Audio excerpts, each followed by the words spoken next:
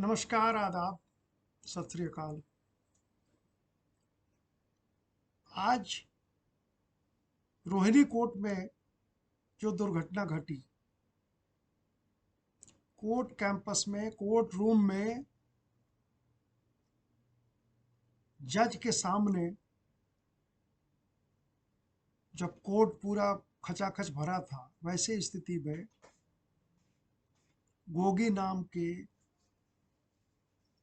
एक एक्यूज्ड पे गोलियां चली, कोर्ट रूम में उसकी मौत हुई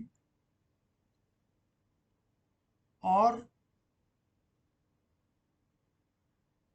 जो क्रिमिनल्स थे वो वकील के ड्रेस में कोर्ट में दाखिल हुए। हमारा मानना है कि जो भी अवेलेबल प्रोटेक्शन के लिए या सिक्योरिटी के लिए कोर्ट कैंपस के जजेज के, वकीलों के, लिटिगेंट्स के सुरक्षा के लिए जो भी व्यवस्थाएं अभी मौजूदा हालात में की गई हैं, वो बिल्कुल ही फेल हैं, सफिशिएंट नहीं है। और इसी का नतीजा है कि आर्म्स एंड एमुनिशंस के साथ क्रिमिनल्स कोर्ट में घुस गए, कोर्ट रूम में भी घुस गए, एक्यूज्ड मर गया, कुछ वकीलों को भी चोट पहुंची। ये बात अलग है कि सुरक्षा फोर्स जो भी हैं, पुलिस फोर्स ने दो क्रिमिनल्स को वहीं मार गिराया। लेकिन न्यायालय में जब इतनी बड़ी दुर्घटना हो सकती है तो ना ही वकील सुरक्षित है, ना कोई न्यायिक पदाधिकारी जज सुरक्षित है, ना ही कोर्ट कैंपस में जाने वाला कोई लिटिगेंट सुरक्षित है, आम जनता भी सुरक्षित नहीं। सुप्रीम कोर्ट ऑफ इंडिया में एक रिट पिटिशन पेंडिंग है, WP क्रिमिनल नंबर 1422 ऑफ 2019। इसमें बार काउंसिल ऑफ इंडिया भी पार्टी है। बार काउंसिल ऑफ इंडिया को कहा गया, माननीय भारत के मुख्य न्यायाधीश महोदय की खंडपीठ में ये रिट पिटिशन पेंडिंग है। सारे स्टेट गवर्नमेंट को नोटिस हुआ है, यूनियन ऑफ इंडिया को नोटिस हुआ है, बार काउंसिल ऑफ इंडिया से भी एफिडेविट फाइल करने को कहा गया।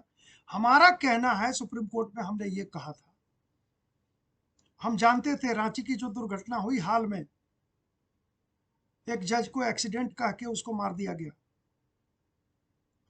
वकीलों के साथ वकीलों का मर्डर, वकीलों की किलिंग, ये आम बात है। पिछले 5 वर्षों में हजारों वकील मार दिए गए पूरे देश में। तो हमने एक एफिडेविट फाइल करके माननीय सर्वोच्च न्यायालय को कहा है कि न्यायालय परिसर में, कोर्ट कैंपस में सुरक्षा के दृष्टिकोण से एक स्पेशली ट्रेन्ड अलग से एक फोर्स लगाया जाए।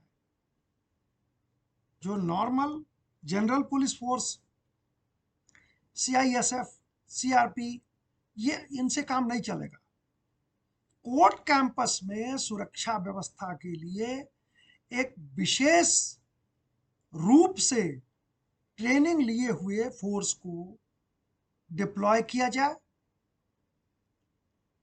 ताकि वकील सुरक्षित रहे, न्यायिक पदाधिकारी हमारे जजेज सुरक्षित रहें, कोर्ट के स्टाफ सुरक्षित रहें, और आम जनता या लिटिगेंट्स जो भी कोर्ट कैंपस में आते हैं वो भी सुरक्षित रहें। एडवोकेट प्रोटेक्शन की मांग जो हमने की है, आप इसी से सोच सकते हैं कि हमारी मांगें कितनी जायज हैं। एडवोकेट प्रोटेक्शन एक्ट की भी मांग हमने सुप्रीम कोर्ट ऑफ इंडिया में जो हमने एफिडेविट दिया है उसमें कहा है कि हम गवर्नमेंट से ये मांग कर रहे हैं। हमने माननीय भारत के कानून मंत्री से ये बात की है, देखें हम कहाँ तक सफल होते हैं। The unfortunate incident which took place today in the Rohini court at Delhi, it's very, very serious matter.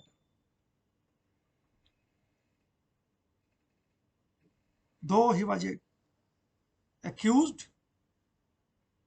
some Gogi, he was killed by the criminals, and ultimately the two culprits were killed by the police forces.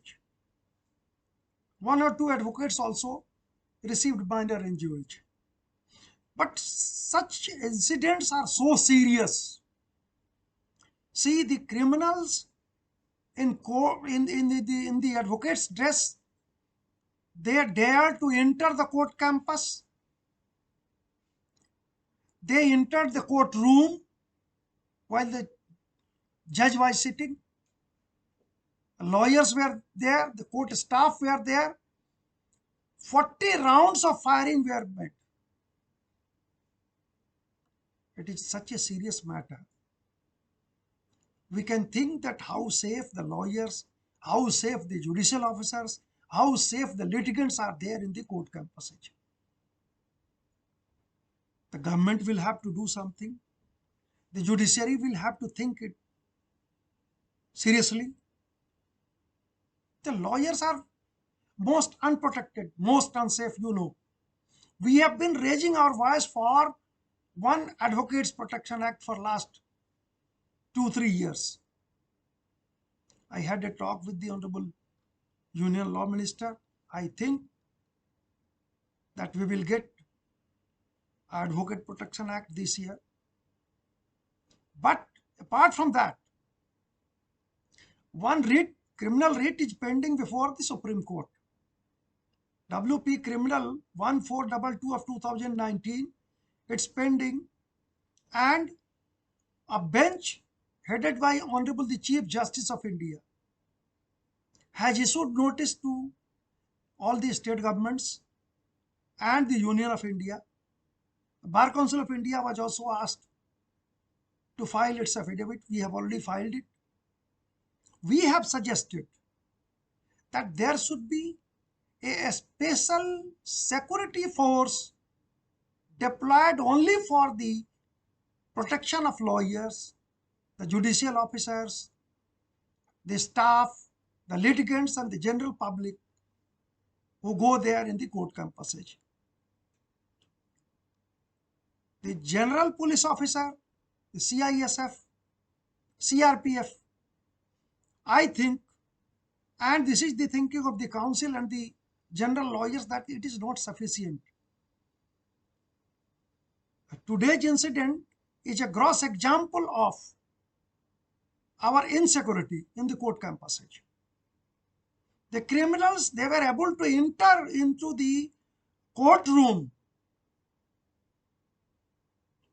What the security forces were doing, what the metal detectors were doing. The criminals with all arms and ammunition, they entered. Therefore, we are going to file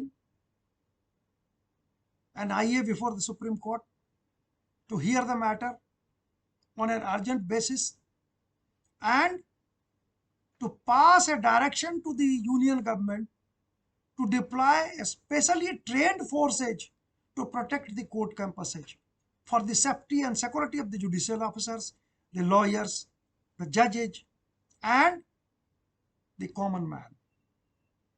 Let us see how far we succeed, but I hope that the Honorable Supreme Court and the government will think over it seriously. Thank you all.